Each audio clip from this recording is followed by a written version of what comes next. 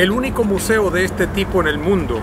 Con estas palabras se presenta el nuevo Museo Canadiense de Derechos Humanos que abrió sus puertas en el año 2014 en Winnipeg, capital occidental de la provincia de Manitoba. Winnipeg, una ciudad mediterránea de 500,000 de habitantes conocida por sus largos inviernos, tiene un gran legado en lo que hace a derechos humanos. Sí, el Museo Canadiense para los Derechos Humanos fue diseñado por el arquitecto Antoine Prédoc. Su diseño ganó una competición que fue abierta.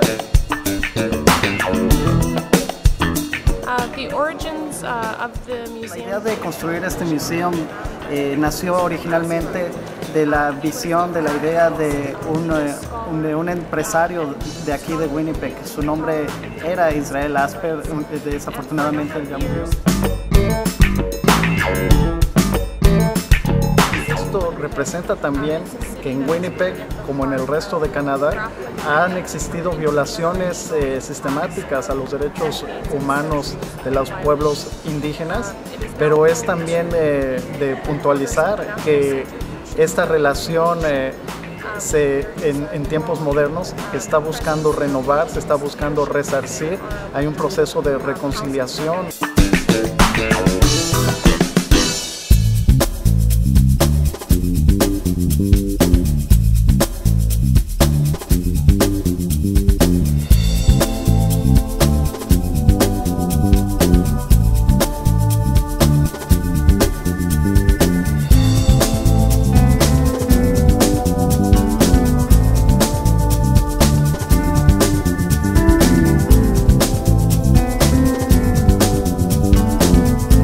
El museo cuenta con una exposición titulada Rompiendo el Silencio sobre los 5 genocidios reconocidos oficialmente por Canadá.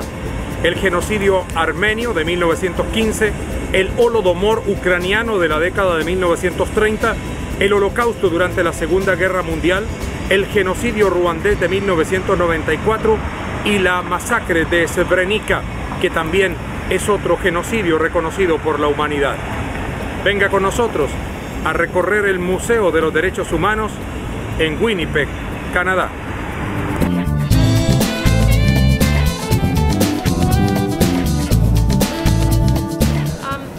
Para entender esta idea de romper el silencio, tenemos que primero reflexionar sobre el mandato del museo. El mandato del museo es promover el diálogo, promover el entendimiento y el acercamiento entre las personas y entre los pueblos para explorar los derechos humanos como una idea universal, como una idea que está en continuo cambio, en continua evolución.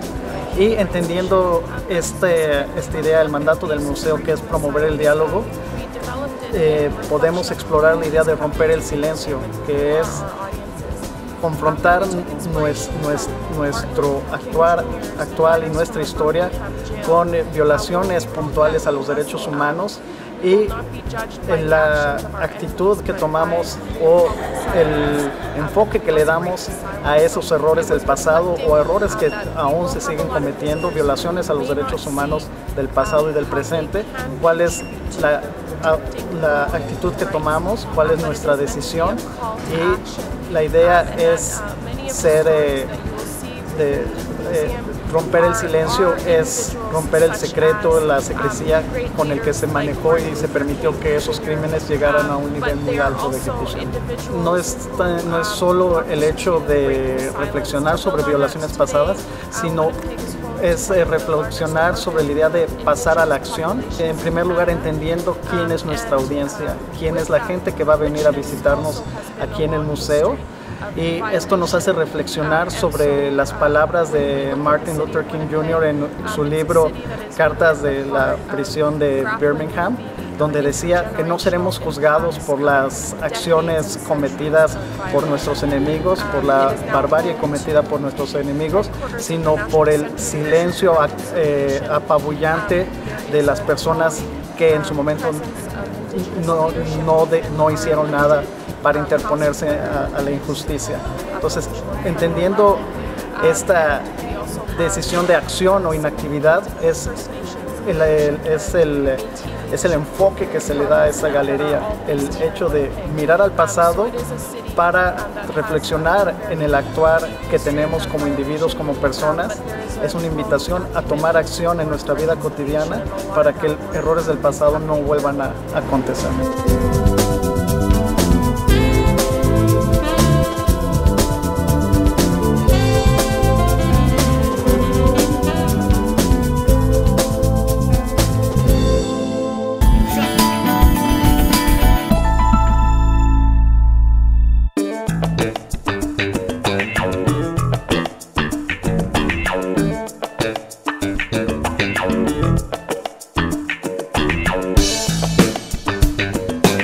Desde el momento en el que fue concebida la idea del museo por el difunto Israel Asper, un magnate de los medios y líder del Partido Liberal de Manitoba, la crítica y los debates han estado a la vanguardia.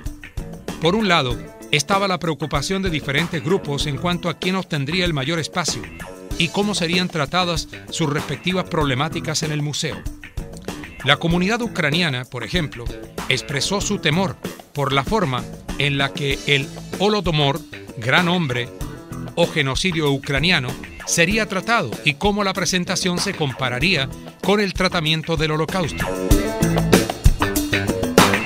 Debemos puntualizar que este es un museo canadiense y el enfoque que se le da a gran parte del contenido es puntualizando cuál fue el papel que jugó Canadá en violaciones puntuales a los derechos humanos, cuál fue el papel que Canadá dejó de tener o puede tener o que sigue teniendo en este momento en relación a esas violaciones a los derechos humanos puntuales.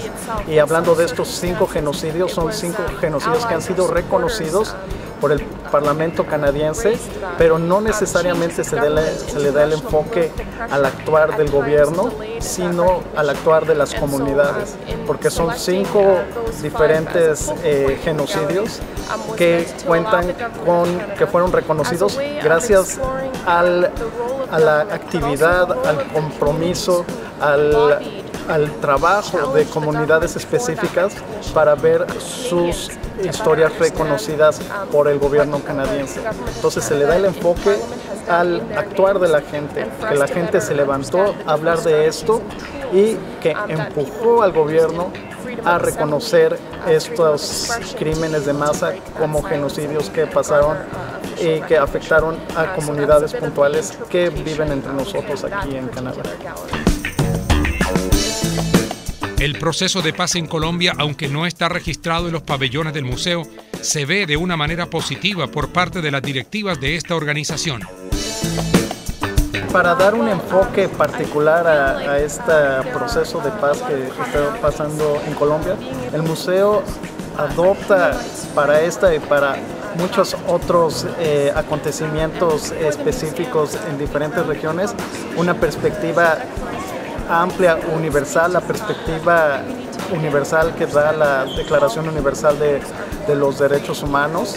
Esta declaración que hace puntualizaciones específicas en términos de que todo ser humano es libre, nace libre en igualdad de derechos. A partir de esto vemos los diferentes apartados que la declaración nos da cuando se toca la igualdad en términos de género, de raza, de lengua, de religión, los diferentes apartados que la Declaración Universal de los Derechos Humanos nos da. Es el contexto, es el marco en el cual el museo explora las diferentes atrocidades de masa, los diferentes genocidios y crímenes de lesa humanidad que han acontecido en diferentes partes del mundo. Explorar esta idea de verdad y reconciliación, antes de mirar a las cosas que han pasado en otros países, buscamos ser autocríticos. Este es un museo que explora de una manera particular los errores y las violaciones a los derechos humanos que han pasado en Canadá. Nuestra galería, la más grande, se llama Los Recorridos Canadienses, donde miramos los errores que se han cometido en Canadá e intentamos hacerlo desde una perspectiva primero desde la perspectiva de los pueblos indígenas, porque fueron los primeros en estar aquí. Muchas veces cuando estudiamos la historia a través de los ojos de los colonizadores.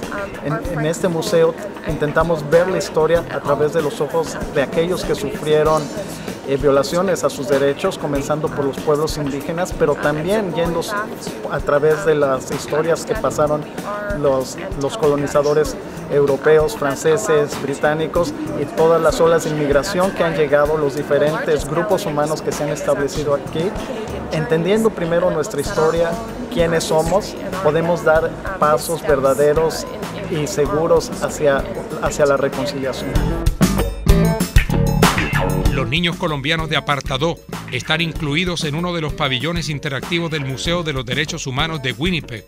Con una tecnología de primer orden se explica esa grave problemática. Estos son libros interactivos que manejan una tecnología muy interesante. Se tiene un Xbox, es de hecho como un PlayStation, un Xbox. Entonces aquí se pueden ver de diferentes películas. La que habla de Colombia, habla del conflicto armado y del impacto que tuvo en los niños. Entonces nos dice que en 1996 una activista llamada Graciela Michel viajó a la ciudad de Apartadó para representar a las Naciones Unidas para evaluar el daño que tuvo el conflicto armado en los niños. Entonces habla la historia, nos habla cómo los niños se organizaron para organizar un voto, un ejercicio democrático en el cual se escribió la Declaración de Apartadó por los derechos de los niños y se pidió la participación de niños para ir a votar, como se hacen para elegir un gobierno, pero en lugar de elegir al gobierno, fueron a expresar los derechos que ellos creían que tenían derechos para ser incluidos en la legislación colombiana. Y los niños en su mayoría escogieron el derecho a la educación, el derecho a vivir en un ambiente sano, el derecho de vivir libres de la guerra, el derecho de vivir en paz, el derecho de ser protegidos contra la violencia. Entonces eso es muy interesante porque por lo general cuando hablamos de elecciones en la mayor parte del mundo los niños no tienen una voz, no tienen voto y no tienen voz, pero en países como en Colombia, como en México, se han hecho este tipo de ejercicios donde a los niños se les pide su opinión y van y escriben en un papel lo que ellos consideran deberían ser respetados como derechos de los niños, y los legisladores los toman en consideración para crear leyes que protejan específicamente a los niños.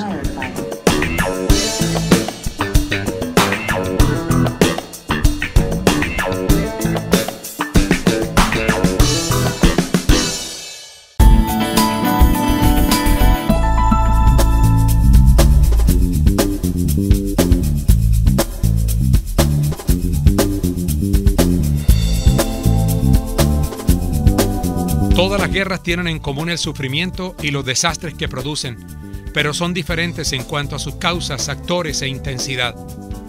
El conflicto armado no es una excepción. Sin embargo, las características del buen periodismo de guerra ya están inventadas hace tiempo y continúan siendo válidas. El periodista en medio del conflicto debe ser independiente frente a todos los actores. Su compromiso fundamental es con la verdad, el rigor y la autonomía. La tesis que se oyó mucho en el gobierno anterior de una información que debe respaldar sin fisuras la institucionalidad es una aberración periodística. En un trabajo excepcional, el Museo de Derechos Humanos explica el desarrollo periodístico bajo diferentes ángulos. Aquí en esta parte del museo podemos estudiar o explorar el rol de los periodistas en la comunicación de las historias que son relevantes para la protección de los derechos humanos. Cómo un mismo evento puede ser abordado con perspectivas diferentes, cómo una misma idea, una misma noticia puede ser comunicada de maneras diferentes. Un ejemplo que nos muestra esta película es un atentado terrorista en Palestina, que los medios israelitas, el gobierno israelita y los medios de comunicación, los noticiarios israelitas, lo comunican como una acción militar que buscaba atacar blancos militares en Palestina, pero los medios palestinos lo abordan, Al Jazeera y medios de comunicación independientes lo abordan como un atentado terrorista que mató a muchas personas civiles. Entonces, un mismo evento, una misma noticia que se comunica de acuerdo a perspectivas diferentes. A partir de este ejemplo, la invitación es analizar no solo el contenido de una noticia, sino quién está comunicando la noticia y cuáles son los intereses que pudieran motivar que la noticia sea comunicada de una u otra manera. Es un poco una invitación a ser críticos y analíticos en la forma en la que leemos la información que llega a nuestras manos, porque en la actualidad estamos bombardeados de noticias, de contenido digital en muchas maneras, y no podemos creer ciegamente a todo lo que llega a nuestras manos.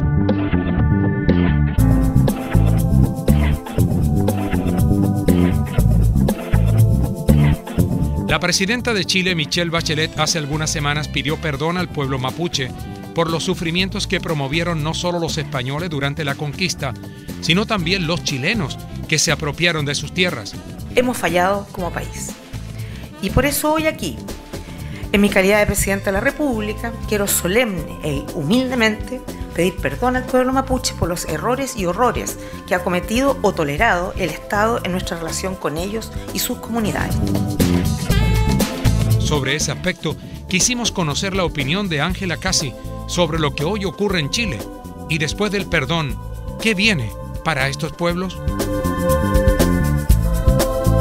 En el museo no tenemos nada específicamente en esa historia puntual, pero hablando de apologías o de disculpas que se han pedido a través de los gobiernos, aquí en Canadá estamos celebrando los 150 años que tenemos como país, como nación, y esto nos ha llevado a